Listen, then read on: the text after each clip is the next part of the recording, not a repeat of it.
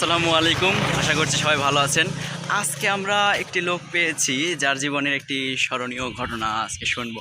আমাদের সামনে আছে আমাদের বড় ভাইয়ের নাম হচ্ছে মোহাম্মদ শফিকুল ইসলাম। তো আপনার জীবনের একটি ঘটনা একটু আমাদেরকে বলুন।